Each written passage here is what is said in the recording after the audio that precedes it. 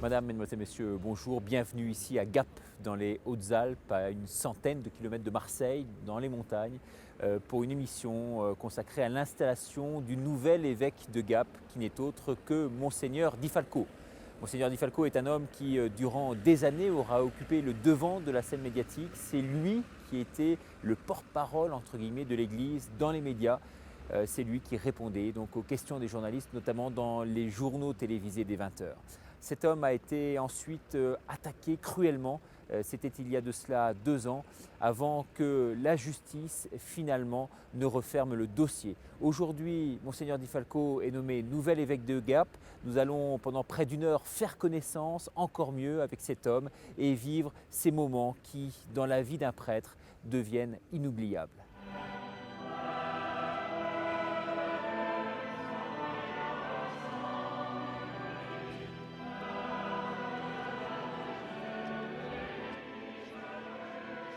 C'est un grand jour aujourd'hui, à la fois pour le diocèse de Gap, pour l'Église de France tout entière, mais également pour vous, Monseigneur Di Falco. On va fêter dans quelques heures maintenant votre installation ici.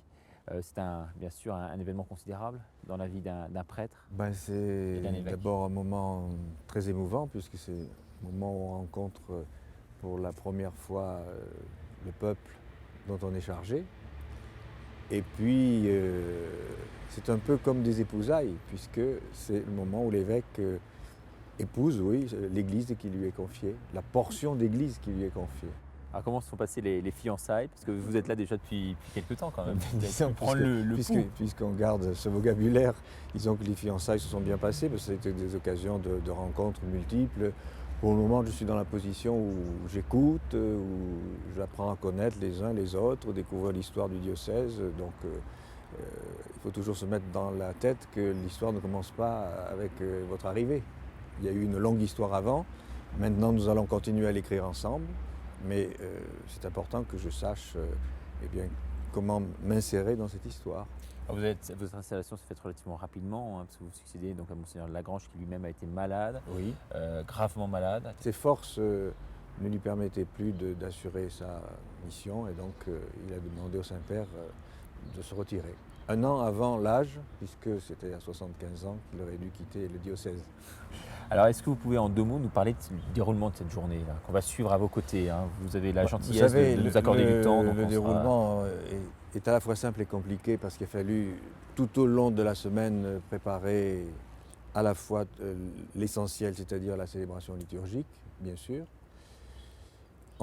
et également tout ce qui nous permet d'accueillir correctement ceux qui viennent de loin. Certains viennent de très loin, même de l'étranger. Vous avez fait l'expérience vous-même qu'il n'est pas très facile de venir depuis Paris jusqu'à Gap. Et je suis d'autant plus sensible d'ailleurs au fait que beaucoup aient fait l'effort de bousculer leur agenda et puis de faire ce long voyage pour venir jusqu'ici. Il y a même quelqu'un qui vient de Pologne en voiture. Donc il y a à la fois la préparation liturgique qui est essentielle, mais aussi toute l'organisation d'accueil des personnes qui vont arriver. On les verra tout à l'heure. Les cardinaux, le cardinal Lustiger, le cardinal Panafieux, le nonce apostolique, enfin accueillir le mieux possible les uns les autres en sachant qu'on craint toujours qu'on n'ait pas. Il y a toujours l'imprévisible. Ça va? Content de te voir, oui. T'as pas eu trop de problèmes pour venir jusque-là? Ça a été difficile, mais j'ai dit je viendrai. Moi j'ai bravé la neige, tu vois. Oh, c'est un mec bien, Jean-Michel. Je le connais depuis 30 ans, avec les médias, évidemment. C'est un mec bien. C'était, je dis c'était, un mec,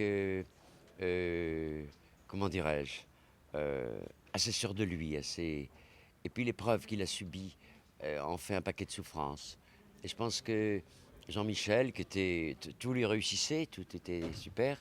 Et puis ce coup terrible qui lui était envoyé dans la gueule, injuste, je trouve Jean-Michel qui a les mots très humains des gens. Il a connu la souffrance à un point extraordinaire. Hein.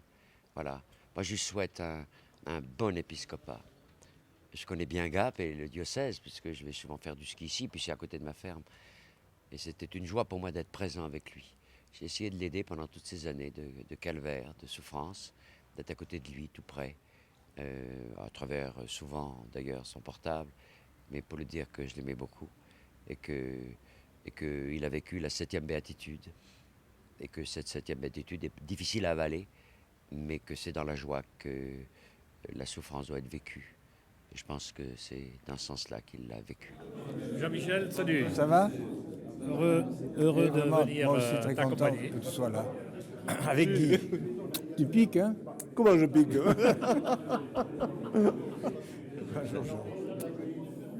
Qu'est-ce qui vous a marqué le plus chez Monseigneur Di Falco depuis le temps que vous le connaissez? Eh bien, Jean-Michel, nous le connaissons depuis 35 ans, c'est un ami. Et ce qui nous a marqué le plus en ménage, c'est sa spiritualité. Jean-Michel, où qu'il ait exercé, où qu'il ait fonctionné, où qu'il ait travaillé, n'a jamais dit autre chose que Dieu connaît chacun d'entre nous, Dieu nous aime, Dieu est miséricorde, Dieu est amour. Et quel que soit notre cheminement, quoi que nous ayons fait dans notre existence, quelle que soit la direction que nous prenions, quelle que soit la situation dans laquelle nous sommes, Dieu est là, Dieu nous tend la main, Dieu nous attend. Et au fond, Jean-Michel, je l'illustrerai volontiers à travers le fils prodigue qui rentre et qui voit son père sur le pas de la porte à la pâle-aube, et il était sur le pas de la porte à la pâle-aube parce qu'en fait, tous les matins, il a attendu que son fils rentre. Je pense que cette parole, il l'a véritablement vécue. Il l'a vécue certainement très, très douloureusement dans sa chair. Il l'a vécu certainement comme il l'a inscrit sur sa crosse, c'est lorsque je suis faible que je suis fort. Et c'est vraiment ce qu'il a vécu. Et je pense qu'à tout ça, j'ajouterais volontiers qu'à beaucoup d'entre nous qui avons été proches de lui pendant ces difficultés, il nous a appris une chose, c'est le pardon. Aujourd'hui, vous êtes venu ici. Quelle est la signification? Eh bien, on est venu ici parce que nous sommes du même diocèse, parce que je trouvais bien qu'il y ait un diacre de Paris qui soit avec lui, parce que Jean-Michel est un ami et que nous n'avons pas en ménage envisagé de ne pas entourer Jean-Michel ces jours précédents et le jour qui suivra son ordination, où il va se retrouver tout seul dans son diocèse, comme patron d'un diocèse qu'il aime bien, qu'il connaît un peu depuis longtemps et sur lequel il sait qu'il a beaucoup de travail et beaucoup d'enthousiasme pour faire son travail. Tu vas bien? Vraiment, J'ai amené ça des me touche chasubles. beaucoup que tu sois venu. Bah écoute, c'était la moindre des choses Non, pour mais moi. vraiment. Jean-Michel, je le connais depuis longtemps parce que d'abord je l'ai connu lorsqu'il travaillait d'arrache-pied, on peut dire jour et nuit, samedi, dimanche et fête, au secrétariat de l'épiscopat pour porter le plus loin possible et le mieux possible la parole des évêques de France et relayer la parole bien souvent du Saint-Père. Et je dois dire que pendant toutes ces années-là, il a été très courageux, très audacieux. On n'a pas hésité d'ailleurs à le faire monter au premier plan, quitte à ce qu'il reçoive des coups. Et ensuite, quand il a reçu des coups, j'ai trouvé qu'on n'a pas été si nombreux que ça à dire tout simplement notre solidarité. Il ne nous appartenait pas de nous substituer à la justice, qui d'ailleurs elle-même a passé, et on sait le résultat, c'est que finalement il n'est condamné en rien, et aucun fait ne sont prouvés. Donc aujourd'hui, je trouve qu'il est nommé évêque plein et entier de ce diocèse de Gap, charmant au demeurant, dans cette région sympathique. Et je trouve que c'est très important qu'il soit le père d'un peuple. Il aura au fond de lui apporté certainement cette expérience de blessure qu'il a reçue. Mais à mon avis, ça va le rendre encore plus près de tous ces petits, ces blessés qui dans l'évangile sont ceux qui font arrêter le Christ ou qui lui font même faire demi-tour. En tous les cas, dont on dit que le Christ était marqué de compassion vis-à-vis d'eux. Et voilà, c'est pour ça que je suis là ici. Il y a une vraie solidarité quand même aujourd'hui qui se manifeste, on le voit ici. Il y a de nombreux évêques qui sont là, il y a des cardinaux qui sont venus spécialement, des prêtres, il y en aura beaucoup également. On sent quand même que l'Église aujourd'hui se retrouve autour de lui. Je ne sais pas si on sent cela plus que pour d'autres évêques qui sont soit installés, soit ordonnés. J'étais à l'ordination de Monseigneur Guyard au Havre. Il y avait 3000 personnes, aussi des évêques, aussi un cardinal. Bon. Mais je pense qu'aujourd'hui, celles qui sont là, parmi ceux et celles qui sont là, il y a certainement beaucoup de personnes qui tiennent à être là pour ça, pour manifester une solidarité qui parfois a été bafouée. Et donc aujourd'hui, s'il faut parler de signes ostentatoires, je suis là par souci de mettre un signe ostentatoire pour manifester ma solidarité envers Jean-Michel Di Falco. Ça va, le voyage s'est bien passé? Ça va bien? Oui. T'es prêt? Bien, c'est un accompagnement fraternel parce que nous avons été ensemble dans l'équipe épiscopale. Je l'ai précédé d'1 an dans la fonction dans le ministère d'évêque auxiliaire de Paris. Il m'a suivi 1 an après, mais nous avons fait partie de l'équipe autour du cardinal Lustiger ensemble, voilà. Et en plus de cette fraternité épiscopale aussi, il a reçu dans les charges que le cardinal lui a confiées une partie de celle que j'avais moi-même au point de vue territoire, je veux dire, à Paris, où donc nous avons des connaissances communes de situations, de prêtres, de laïcs, de conseils pastoraux, voilà. Tout ça, ça nous rapproche beaucoup. Et aujourd'hui, c'est important d'être là avec lui. Tout à fait, d'abord parce que je suis avec le cardinal Lustiger, je l'accompagne aussi, et que nous voulons manifester auprès de Jean-Michel notre fraternité, notre amitié, notre reconnaissance aussi, et que nous avons vraiment envie de lui souhaiter beaucoup de choses dont on sait qu'il est très capable dans le ministère épiscopal et qu'il accomplira ici à Gap. Entre la vie parisienne et la vie de Gap, il doit y avoir à la fois des bonheurs et à la fois aussi d'autres difficultés que Monseigneur Di Falco rencontrera. Je suis sûr qu'il rencontrera aussi beaucoup de bonheur. Il y a les amis d'enfance, comme le maire de Marseille, Jean-Claude Gaudin, qui sera là. Falco, secrétaire d'État pour les personnes âgées. Enfin, donc il y a un certain nombre de personnalités. Monsieur Muselier, qui est également secrétaire d'État. Monsieur Vauzel. Et monsieur, alors j'en oublie. Mais donc il faut que toutes ces personnalités, aussi bien que les personnes les plus simples et les plus modestes, eh bien que tout le monde soit bien accueilli et soit heureux de ce moment que nous allons vivre ensemble au nom du Christ, pour ceux qui ont la foi, et au nom de l'amitié, pour ceux qui ne partagent pas notre foi.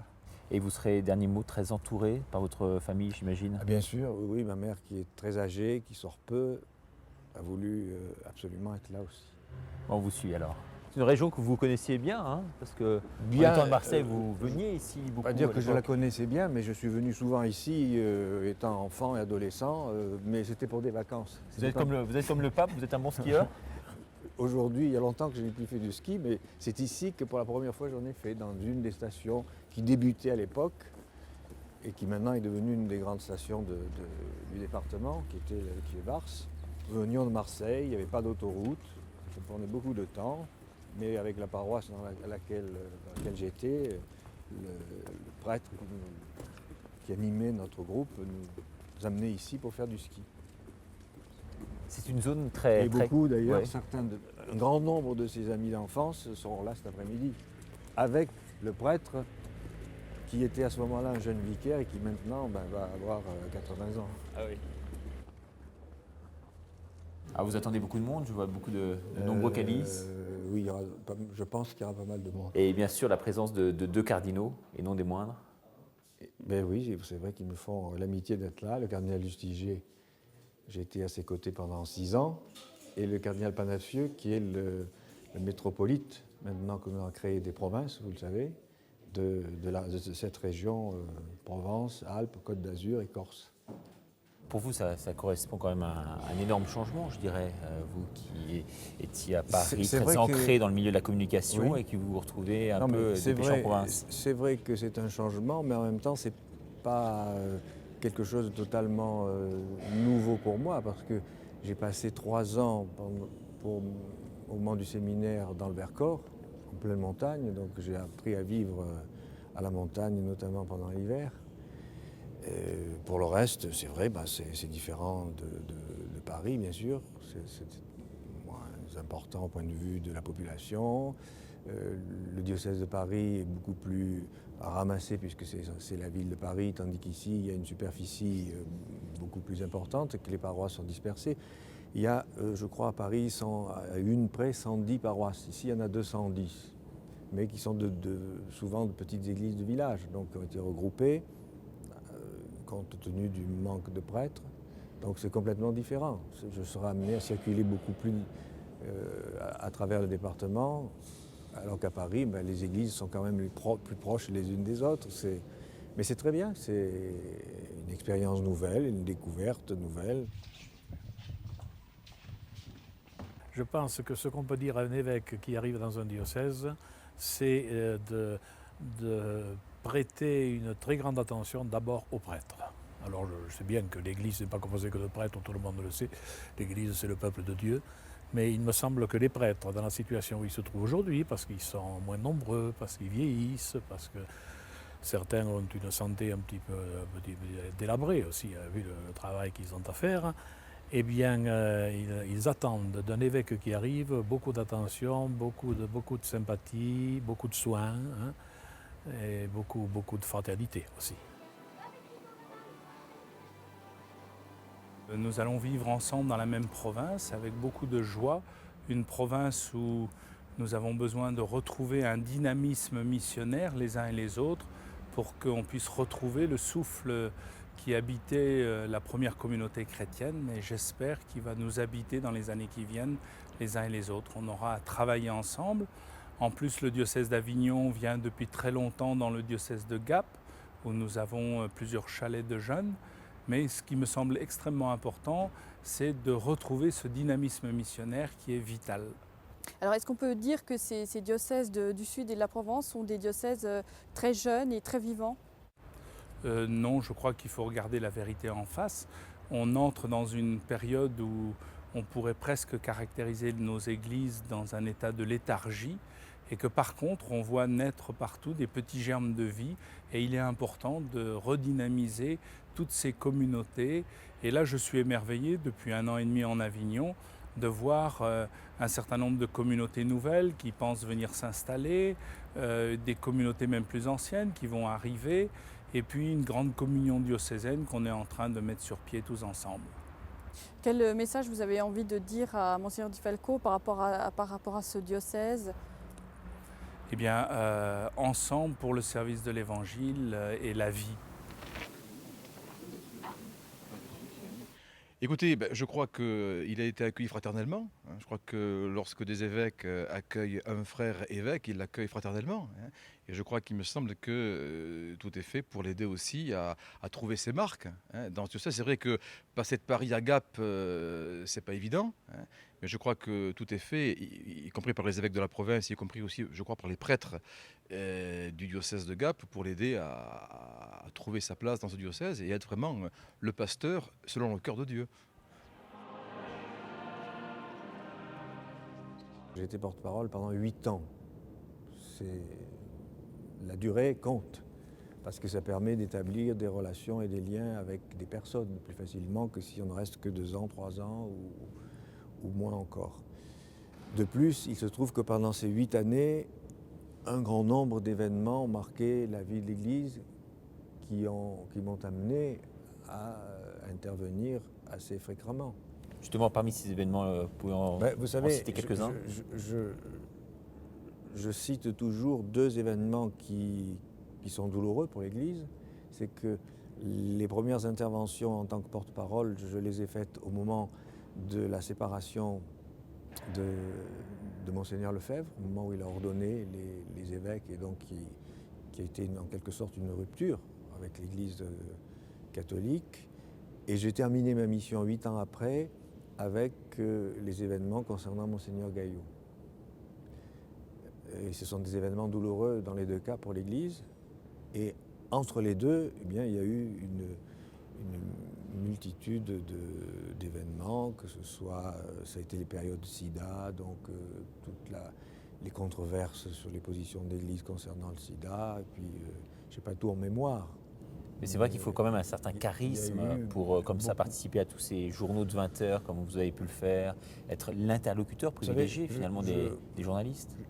Je ne sais pas si c'est un charisme, en tout cas, je crois qu'il y a aussi une expérience que l'on peut acquérir avec le temps, et puis qui fait que... Vous savez, je dois beaucoup notamment à RTL.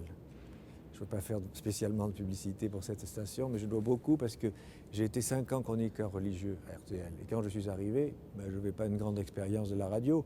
Et ce sont les techniciens, les amis de RTL qui m'ont petit à petit appris à pouvoir délivrer un message en 2 minutes ou 2 minutes et demie, puisque c'était la règle, et le faire en des termes qui étaient différents de ceux que je pouvais utiliser lorsque je m'adressais directement à une assemblée chrétienne, parce que c'était à 8h15 le dimanche matin.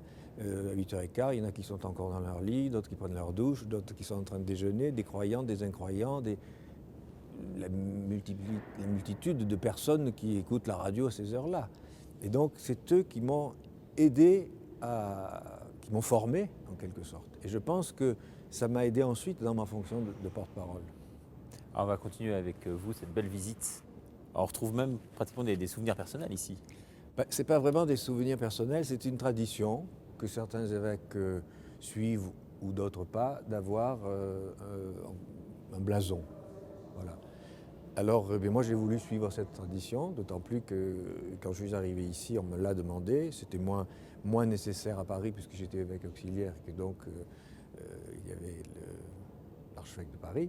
Tandis qu'ici, parmi les premières questions qu'on m'a posées, on m'a dit, bon, est-ce que vous avez votre blason pour qu'on puisse le mettre au-dessus du siège que vous occupez dans votre cathédrale? Alors il est là, et j'ai choisi, je peux vous expliquer ce que ça représente. On va regarder ça dans le détail. Parce que, donc, en fait, c'est le symbole des 4 évangélistes, c'est-à-dire le bœuf, l'ange, l'aigle et le lion. Alors après, pourquoi cette croix bleue là? Parce que c'est le blason de la ville de Marseille, qui est ma ville d'origine. Pourquoi ces couleurs rouge et bleu? C'est parce que ce sont les couleurs du blason de la ville de Paris. Voilà. Et puis, il y a une devise aussi que j'ai choisie. Et bon, ça serait trop long à expliquer ici, mais je l'ai choisie sans la choisir. Elle m'a été imposée par un certain nombre de circonstances.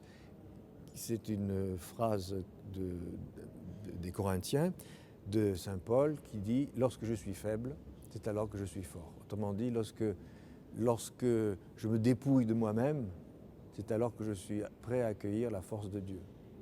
Voilà.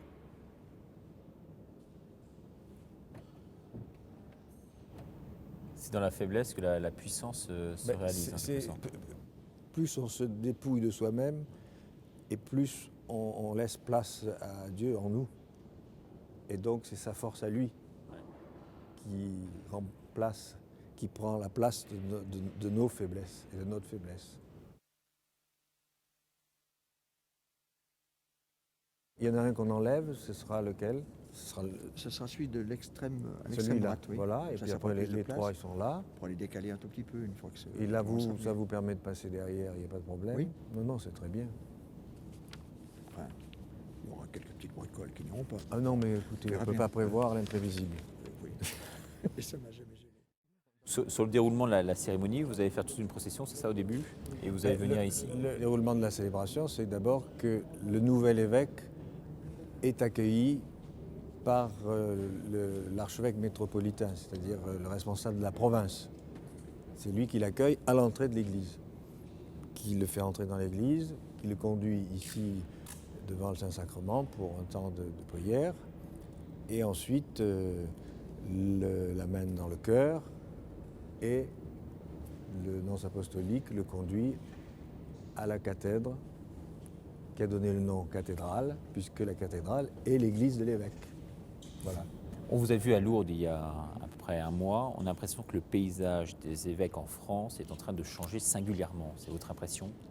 Le paysage, on aurait pu dire ça à n'importe quelle époque. C'est qu'au fur et à mesure que des évêques arrivent au terme de leur mission, c'est-à-dire à 75 ans et parfois 1 an ou 2 ans de plus si le pape les maintient en fonction, c'est de leur rajeunissement. C'est vrai qu'il y a des évêques plus jeunes qui arrivent, qui sont différents des évêques plus âgés, parce que ce n'est pas la même génération, mais on peut dire ça des évêques, comme on pourrait le dire des hommes politiques, des familles, on peut le dire dans tous les cas. Oui, mais il y a une génération émergente de jeunes évêques aujourd'hui, Oui. qu'il n'y avait pas à l'époque. À l'époque, ils nommaient en fait des évêques plus confirmés peut-être. Oui, peut-être que dans les dernières nominations, il y a des évêques, des hommes, des prêtres, qui deviennent évêques un peu plus tôt que dans les dernières années. Mais si vous remontez plus loin dans le temps, il y a eu des évêques encore plus jeunes que les plus jeunes actuellement. Le pape vient de redéfinir, je crois dernièrement, le rôle des évêques. Pour vous, cela signifie quoi précisément? Ben, c'est important et pour moi c'est une joie en plus que ce soit au moment où m'est confiée la responsabilité d'un diocèse de recevoir eh bien, l'exhortation apostolique du Saint-Père qui reprend en fait le travail du synode qui avait eu lieu sur les évêques. Et concrètement, Et qui- cela veut dire quoi? C'est-à-dire C'est-à-dire que quelle est votre mission aujourd'hui qui a été redéfinie? ben, elle n'est pas redéfinie. La mission de l'évêque est toujours la même. Mais c'est important, je crois, qu'à certaines occasions, ben, on se recentre sur l'essentiel. Et la mission d'un évêque, c'est la mission d'un pasteur, c'est-à-dire de conduire l'Église qui lui est confiée vers le Christ. Pas tout seul, bien sûr, avec les prêtres, avec les diacres, avec tous ceux qui ont reçu un ordre pour ça, et puis également les laïcs qui exercent des responsabilités reçues de l'évêque au sein du diocèse.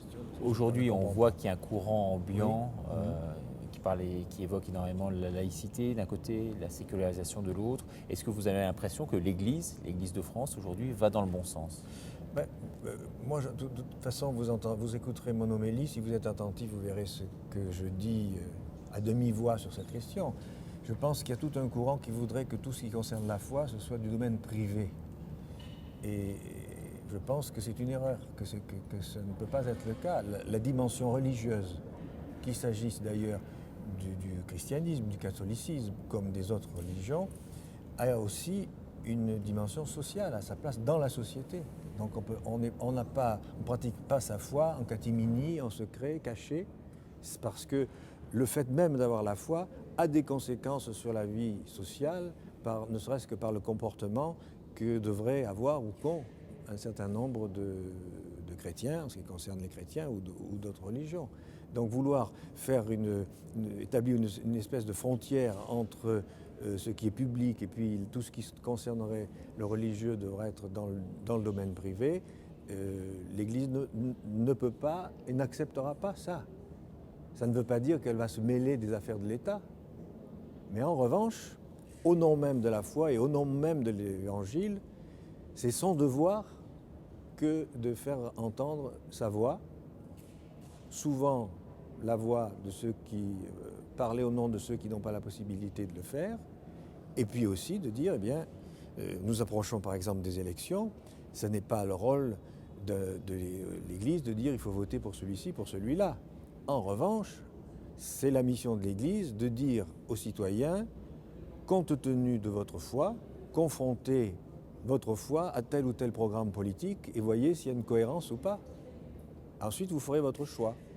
Donc on ne dicte pas le choix, mais on rappelle à un chrétien qu'il doit, au moment où il va, avant de déposer son bulletin dans l'urne, se dire mais est-ce que le choix que je fais est cohérent avec ma foi, est cohérent avec l'Évangile, compte tenu du programme de l'homme ou de la femme pour lequel je vote. Donc vous montrez un chemin en fait, en quelque sorte. Mais oui, c'est ça, de cette confrontation permanente de chacun de nos actes, de chacun de nos choix. Est-ce que c'est cohérent avec ma foi? Est-ce que c'est cohérent avec l'Évangile? Quelles sont les prochaines étapes là, concrètement? Vous allez mettre en place toute votre pastorale, j'imagine. Vous allez sillonner tout le département. Je vous l'ai dit, d'abord je vais écouter. Écoutez, oui. Je tiens à voir individuellement chacun des prêtres du diocèse, donc je vais organiser ça pour les recevoir, pour avoir une conversation avec eux. Et ensuite, je me rendrai dans les différents lieux où ils exercent leur ministère pour connaître les lieux, pour rencontrer les fidèles et puis les habitants des villages ou les responsables. Par exemple, quand on se rend dans l'une ou l'autre des communes, il n'est pas inhabituel de rencontrer le maire ou d'autres responsables de la commune. Et ces prêtres, il y en a combien ici? Une soixantaine à peu près? Ici, il y a, opérationnels. on peut compter autour d'une soixantaine. Oui. Une soixantaine, oui. Dont certains sont assez âgés. Et le séminaire se situe où dans la région? Alors le séminaire était jusqu'il y a encore quelques mois à Avignon. Et maintenant, quand il y aura un séminariste, parce que malheureusement il n'y en a pas pour ce diocèse actuellement, ce sera à Aix-en-Provence. D'accord. Et vous misez bien sûr sur cette jeunesse de l'Église qui est en train d'éclore. Bien oui, la question des vocations est aussi des préoccupations prioritaires. Ouais. Je le connais évidemment depuis longtemps, puisque j'étais au secrétariat de l'épiscopat, et à plusieurs reprises je l'avais rencontré. J'étais toujours resté lié d'amitié avec lui et je tenais absolument, étant donné toutes les épreuves qui furent les siennes, à venir ici aujourd'hui. Ces épreuves-là, comment les a-t-il surmontées? Je crois qu'il les a surmontées comme on peut les surmonter. Il a été obligé de les accepter. Et aujourd'hui, vous pensez qu'il faut jeter l'anathème sur quelqu'un? Il faut jeter l'anathème sur quelqu'un, sur quelque chose, sur un système? Écoutez, non, je pense que c'est pas la pensée du Christ. Quand il est mort sur la croix, il a dit « Père, pardonne-leur, qu'ils ne savent pas ce qu'ils font ». Par conséquent, c'est pas à l'heure où il prend possession de son siège épiscopal qu'on peut jeter l'anathème sur qui que ce soit. Bonjour, ravi que vous soyez là. Ben oui, et moi aussi, et je vous dis aussi bonjour. Salut, Très heureux d'être avec toi aujourd'hui. Écoute, ça me fait... J'ai connu le père Di Falco pendant de longues années au secrétariat de l'épiscopat. Lui s'occupait des médias et moi je m'occupais de tous les groupes de catholiques. J'ai apprécié sa compétence dans le poste difficile qui était le sien, son sens du travail, parce qu'il travaillait énormément, et aussi son sens de l'Église. Il y a 10 ans à peu près que j'ai quitté cette fonction. Je l'ai soutenu durant l'épreuve très forte qui a été la sienne et je suis content d'être aujourd'hui à Gap. Être évêque titulaire dans un diocèse, ce n'est sans doute pas une charge facile, mais qu'est-ce qui est facile aujourd'hui? Être évêque, c'est aussi quand même passionnant. Voilà, et je suis évêque de Montauban, eh bien, je suis très heureux de l'être et je suis content d'être à côté du père Di Falco pour l'encourager dans sa nouvelle fonction.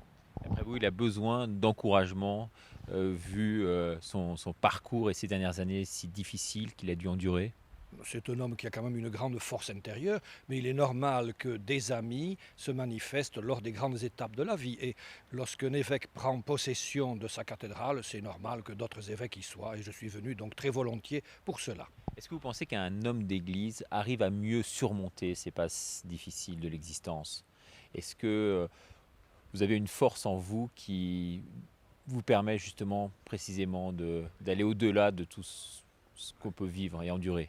Votre question est tellement personnelle qu'à mon avis, c'est chacun qui doit répondre. C'est vrai qu'il y a des hommes d'église et des femmes d'église qui ont une grande force donnée par le Christ, mais il y en a d'autres aussi qui ont un tempérament qui fait que lorsque l'épreuve est trop lourde, eh bien, ils craquent. Alors je crois que chacun réagit en fonction de ce qu'il est. Mais la foi ne donne pas de recette miracle, même pour les épreuves de la vie. Oui, un petit mot sur les grands temps de votre pastoral chez vous à Montauban. Montauban, un diocèse au nord de Toulouse, un diocèse à forte tradition rurale, mais qui évolue, comme tout le diocèse de France.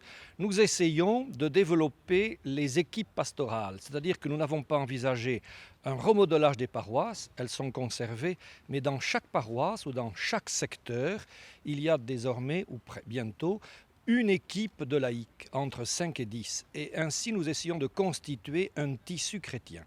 D'autre part, nous essayons aussi de faire prendre conscience aux catholiques qu'ils sont appelés aujourd'hui à savoir parler de leur foi, sans faire de prosélytisme, bien entendu, dans le respect de la liberté de conscience de chacun. Mais il n'y a pas tellement d'occasions auxquelles les catholiques sont habitués. Et nous avons eu un rassemblement dans chacun des 10 doyennés. C'était la foi partagée grandie. Eh bien, je crois qu'il y a pas mal de gens qui ont pris conscience que justement, l'avenir de la proposition de la foi dépend de chacun d'eux. Voilà les 2 grands axes actuels dans le diocèse de Montauban, avec beaucoup de joie, d'intérêt et je dirais de passion. Parce que je trouve que c'est passionnant que de s'occuper de faire vivre l'Église aujourd'hui et d'être au service de la société au nom du Christ ressuscité. Bonjour. On avait fait le voyage ensemble en Biélorussie. Voilà. Oui, voilà, c'est ça. Ça me fait plaisir que vous soyez venu. Oui, mais moi aussi, je suis très content. Vraiment, parce que c'était pas facile de venir jusqu'ici. On a fait un voyage. D'après vous, cette nomination aujourd'hui, cette installation, correspond à une forme de réhabilitation? Oui, Monseigneur Di Falco n'a besoin d'aucune réhabilitation. Il est simplement sensible à la présence de ses amis dans cette journée qui est tellement importante, et pour lui, et pour son diocèse.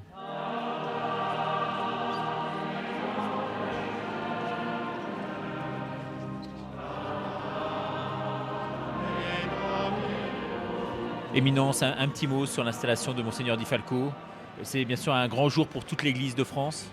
Oui, c'est un grand jour pour l'Église de France et pour l'Église de Gap surtout, qui accueille son nouvel évêque avec joie.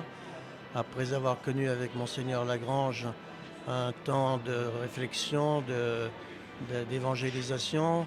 C'est un nouveau berger en quelque sorte qui prend la tête de son troupeau. Et comme vous pouvez le voir dans cette cathédrale, il y a une foule immense qui représente vraiment toutes les paroisses de ce magnifique diocèse, heureux d'accueillir son pasteur. Donc il a été très bien accueilli par toute la région. Je crois qu'il a été très bien accueilli, d'autant plus que Monseigneur Di Falco est un homme de la région, c'est un Marseillais, donc j'ai quelques raisons de me réjouir de l'avoir proche de moi. Et je crois que tous les habitants des Hautes-Alpes sont heureux de l'accueillir et de l'avoir maintenant comme responsable, comme guide et pasteur selon l'évangile du Christ. Vous venez d'être nommé cardinal. Pour vous, j'imagine que ce sont des moments aussi très privilégiés dans un nouvel habit. Oui, ce sont les premières démarches d'un cardinal et c'est toujours une joie que d'accueillir un nouveau successeur des apôtres.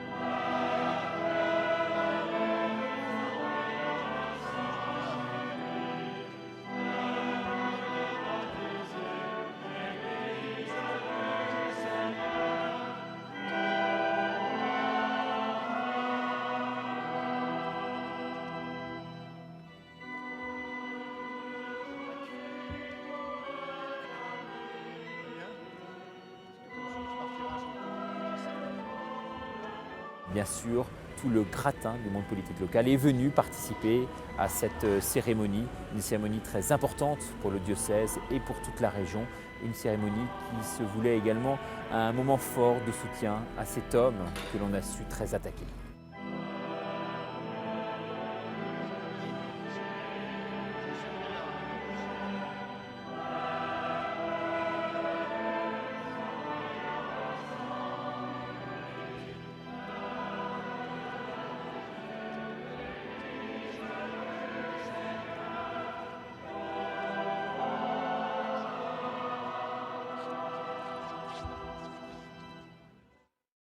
Elle a faim, il a soif, c'est le Christ.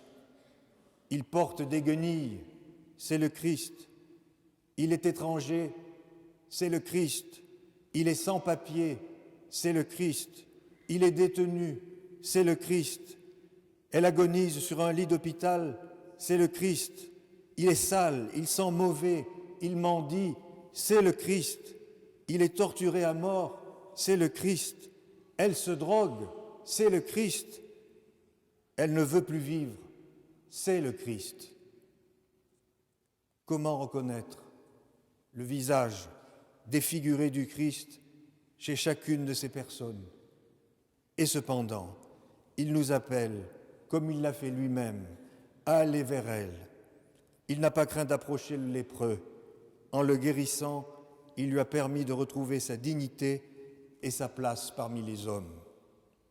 Oui, le Christ a besoin de nous, car nous sommes le regard du Christ, nous sommes les mains du Christ, nous sommes sa voix, son sourire, son cœur. Lui-même nous a appris qu'il ne fallait jamais renoncer, jamais capituler, ni devant la violence, ni devant la haine, ni devant l'injustice, ni même devant la mort. Pour le Christ et pour les chrétiens, la mort n'est pas le dernier mot de notre existence, c'est l'amour qui est le dernier mot. La foi et la confiance dont le Christ fut le témoin jusque dans ses souffrances et dans sa mort. Je connais encore peu notre diocèse, et cependant, de nombreux liens existent déjà entre nous, et tout particulièrement avec quelques prêtres parmi vous qui ont été ordonnés comme moi par Monseigneur Jacot, alors évêque de Gap. C'est vous, habitants des Hautes-Alpes, qui allez me le faire découvrir dans les semaines et les mois qui viennent. Demain, à Briançon, je célébrerai la messe du premier dimanche de l'Avent et passerai la journée avec le secteur. Peut-être saurai-je enfin ce que sont les escartons. Au cours de mes différents séjours, depuis ma nomination comme auxiliaire de Monseigneur Lagrange, pour lequel j'aimerais que nous ayons une pensée toute particulière, il m'a téléphoné hier pour me dire qu'il était en communion de prière avec nous. Au cours de mes séjours successifs, j'ai écouté, j'ai observé, et à chaque fois, mon cœur s'est empli d'espérance à la pensée des pages qui viendront s'ajouter à celles de l'histoire de notre diocèse et que sous la conduite du Christ, nous écrirons ensemble, car un évêque n'agit pas seul. Ces pages, nous les écrirons sur la foi, le courage et le dévouement des chrétiens des Hautes-Alpes, qu'il s'agisse des prêtres, diacres, religieux, religieuses et des nombreux laïcs qui ont une mission dans le diocèse. La richesse spirituelle peut être une réponse à notre pauvreté en ouvriers pour la moisson. Nous ne pouvons nier une réalité. Le diocèse compte peu de prêtres. Sans prêtres, pas d'église, parce que pas d'Eucharistie. Nous n'avons pas de séminaristes. Cependant, notre espérance doit être sans faille. Dieu n'a jamais cessé d'appeler. Peut-être en ce moment même, à l'instant où je vous parle, son appel retentit dans le cœur de l'un ou l'autre d'entre vous. Dans les pires moments de son histoire, Dieu n'a jamais abandonné son Église. Pourquoi le ferait-il aujourd'hui? Les saints patrons du diocèse, Saint Arnoux, Saint Arrée et Saint Marcellin, sont auprès de lui pour intercéder pour nous. Nous avons la chance d'avoir sur notre diocèse le sanctuaire de Notre-Dame du Lot. Que dis-je la chance? Le privilège. Ce lieu sacré en est le cœur. Je sais que nombreux sont ceux qui voudraient voir béatifier un jour celle à qui nous devons ce privilège, Benoît Trancurel. Sur ce point, faisons confiance à la sagesse de l'Église. Mais demandons à la Vierge Marie que nous honorons au lot, que chaque pulsation de ce cœur vienne irriguer, ressourcer chacun des plus petits vaisseaux comme chacune des plus grosses artères qui donnent vie au corps ecclésial de notre diocèse. Aujourd'hui, on présente trop souvent l'Église comme une vieille dame qui dirait toujours non, non à tout. Alors, catholiques des Hautes-Alpes, au nom même de notre baptême, je vous le demande, à l'exemple du premier oui de Marie au jour de l'Annonciation, soyons les témoins d'une Église dont la devise serait « Fiat ». Soyons les témoins d'une Église qui dit oui, oui à la vie, oui à l'amour.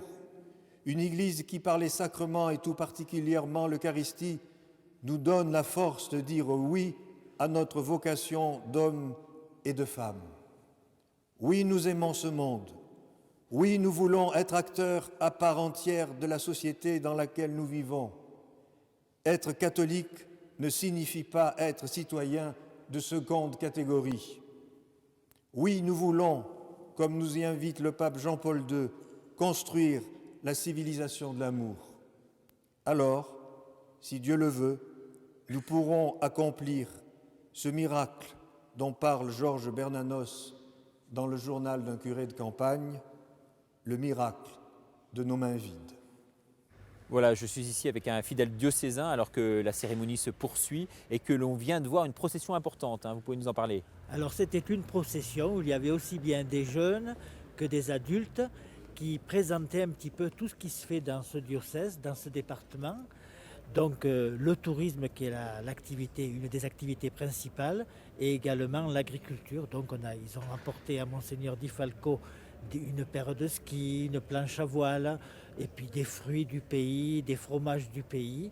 Comme ça, il connaîtra un petit peu ce qui se fait dans ce diocèse. Il n'a pas trop l'image d'un Parisien? Je pense que venant de Marseille, déjà il commence un petit peu à sentir la ruralité de notre diocèse. Et je crois que ça lui fera, il sera très heureux dans notre diocèse. Donc vous êtes content de son arrivée? Ouh là là, oh, oui. Malheureusement, moi dans 3 ans, je suis à la retraite et je repars dans mon département, donc je ne pourrai pas profiter un maximum de ce qu'il va faire. Mais enfin, on reviendra faire un tour de temps en temps. Merci monsieur. Voilà. Ne partez pas tout de suite. Oui, on vient vous voir.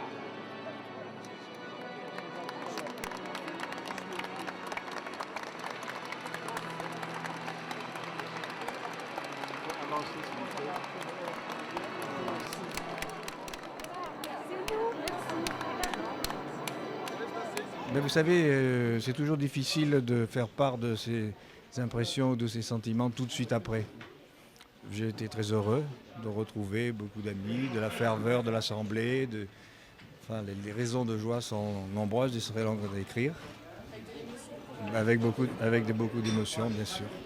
Voilà, c'est ainsi que s'achève cette émission KTO Magazine consacrée à l'installation de Monseigneur Di Falco ici à Gap. Vous avez vu que tout le gratin du monde politique régional et religieux était présent ici aujourd'hui. Cela restera donc une journée très marquante dans la vie de ce diocèse. Merci infiniment de nous avoir suivis et à bientôt pour un nouveau numéro de KTO Magazine.